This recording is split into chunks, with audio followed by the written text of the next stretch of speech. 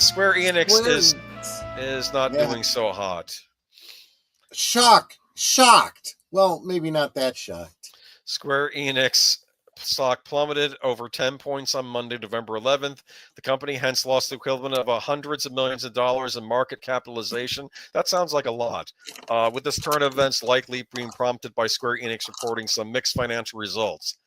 Square Enix operating profit has been on a steady decline since its 2022 peak. The Japanese gaming giant's latest financial report suggests that this trend might have finally reversed, with the company reporting that it generated 136 million in profit over the 6-month period ending September 2024, a 22% year-on-year increase.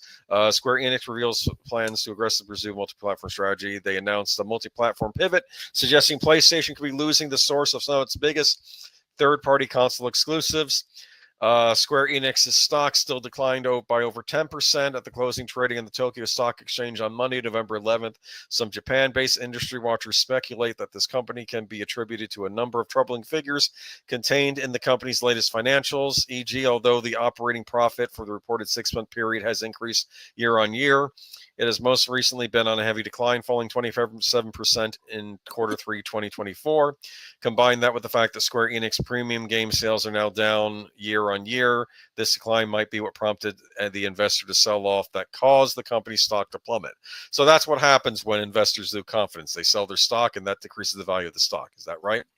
Yes, and it's also a good indicator to the market of the health of the company.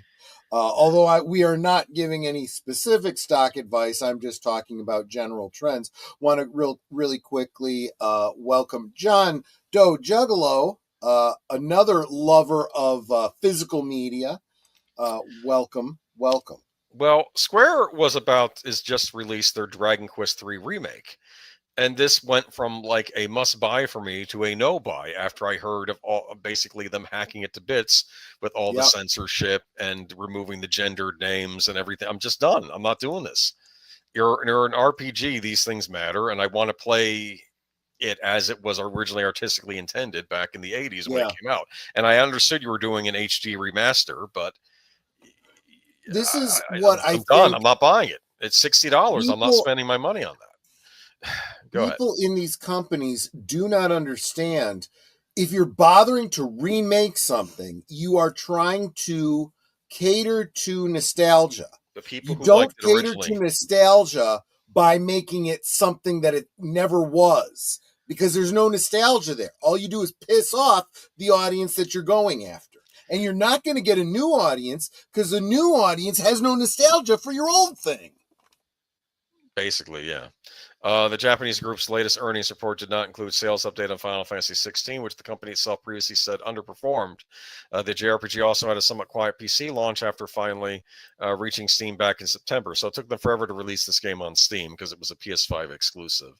Moving forward, Square Enix intends to try reinvigorating its declining game sales by moving away from exclusivity deals in favor of multi-platform publishing. The company said it much back. Also, maybe stop using Sweet Baby Inc. as consultants on some of your new properties that you were doing, which they did. You think? But yeah, the Dragon Quest said last week. No, the artist is dead, but the creator of the game is still alive, and he was pissed. He said so. Yeah, but I see you're talking about the guy who did the artwork for it. The Dragon Ball Z artist, and those were some iconic designs he made, and they had to update them for modern audiences because I guess the female warrior was showing too much skin, even though the male warrior still shows the equivalent amount of skin on his rings. Makes me wonder if Disney will be able to pivot and gain mainstream customers back, or will they temporarily make profits before crashing again? Disney, I can't quite figure them out still. They have the Snow White. They can't figure themselves out. Yeah, the Lion King prequel coming out. That's their big holiday movie.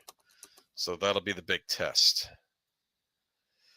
But yeah, Square Enix isn't doing so well, and I don't care because, like I said, I really wanted to get the Dragon Quest game. And they didn't just censor it for the American audience or the European audience. It's censored in Japan, too.